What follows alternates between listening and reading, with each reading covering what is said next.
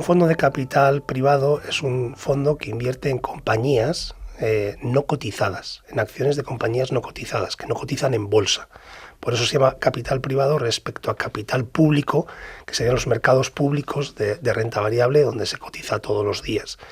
Al final hay muchas clasificaciones, pero yo haría dos, private equity y venture capital, o mercados privados, o renta variable privada, capital privado y capital riesgo.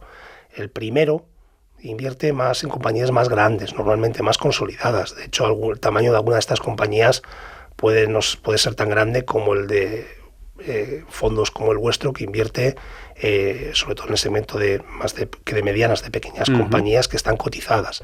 Y lo que buscan es, durante unos años, mejorar su gestión, aportarles capital si lo necesitan para proyectos y luego venderlas. O sea, es una inversión temporal, aunque de largo plazo. ¿De acuerdo? Ahora comentaremos muy rápido.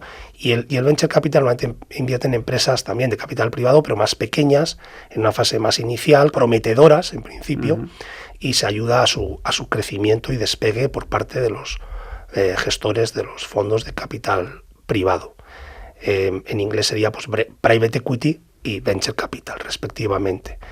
Y sí que me gustaría comentar una cosa. El plazo de inversión de estas inversiones suele ser de 10 años y a veces se puede extender hasta los 12.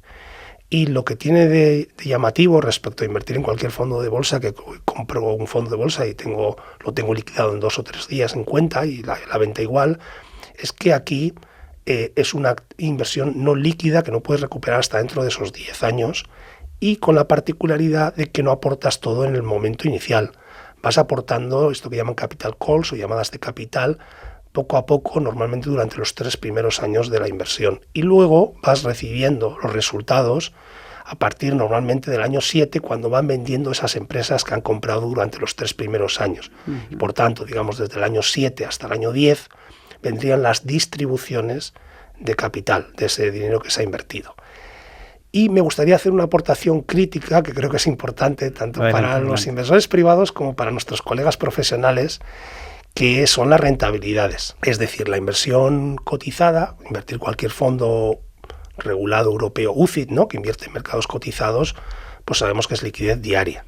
Aquí estamos hablando de una inversión que no vas a recuperar el dinero pues hasta el año 7, 8, hasta el año 10, incluso a veces puede extenderse hasta 12 años. Y lo importante es entender que, bueno, una de las cosas que suele vender el fondo de private equity es mayores rentabilidades que pagarían esa iliquidez. Esto es lo que se llama la prima de iliquidez. Y se viene publicando mucho, es un poco el estándar en la industria, publicar como para mostrar la rentabilidad de estos vehículos, de estos fondos de private equity, de capital privado, lo que llamamos el TIR, o el IRR en inglés. Esta es una de las métricas más utilizadas, también múltiplos.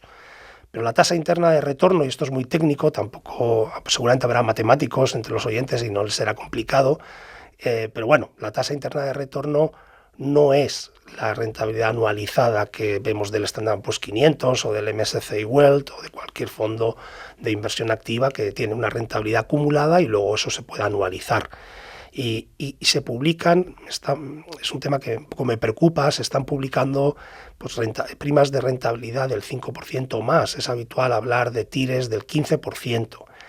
Y en la práctica, si uno hace sus matemáticas bien y tiene en cuenta el tema de las llamadas de capital, que hay que esperar con el dinero, y ese dinero normalmente, si quieres asegurarte que vas a atender la llamada de capital, pues lo tendrás que invertir en algo de conservador, un monetario que te asegure, y las distribuciones, pues bueno, los cálculos no tienen en cuenta, digamos, en el TIR no tienen en cuenta el factor tiempo, ni asignan unas rentabilidades adecuadas a esos flujos de capital.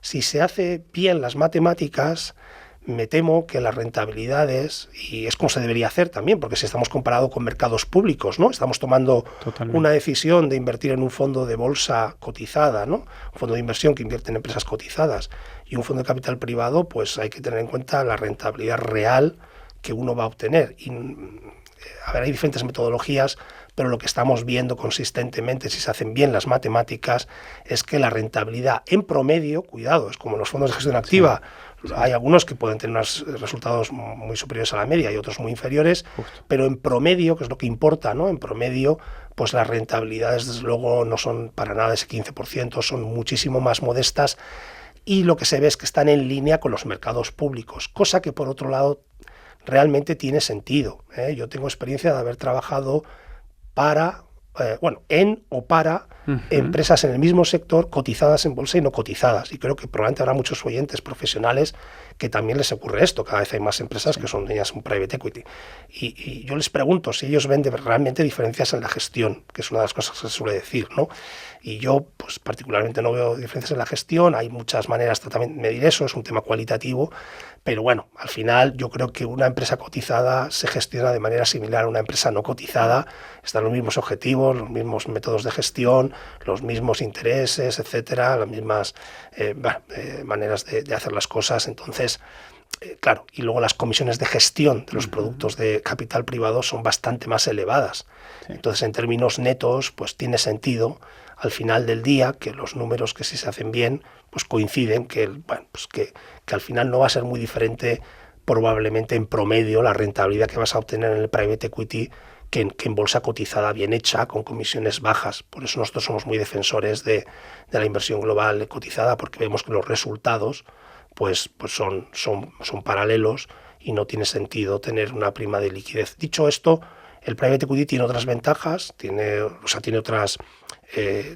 cosas buenas, ¿no? Como es financiar empresas pequeñas en crecimiento, o sea, los resultados pues son buenos también si uno tiene la capacidad de tener liquidez, ¿no? de poder mantener esa liquidez, de poder invertir algo y no recuperarlo hasta dentro de 10 años, pues las rentabilidades en promedio son buenas, ¿no? Pueden ser del 7-8%, en línea con los mercados públicos, y tienen también la ventaja, si acaso, de que es un problema de formación financiera, que las bolsas cotizadas, como sabemos, son muy volátiles en el corto plazo, se mueven mucho, y aquí, digamos, no ves el dolor. Claro. Se valoran las empresas, no hay una valoración en bolsa, se calcula un valor liquidativo pues, mensual, trimestralmente, de las empresas en cartera, y digamos que uno no sufre porque no está viendo mover, y eso también pues puede psicológicamente, digamos, también es un efecto positivo y te permite también mantener la inversión, no hacer tonterías de comprar y vender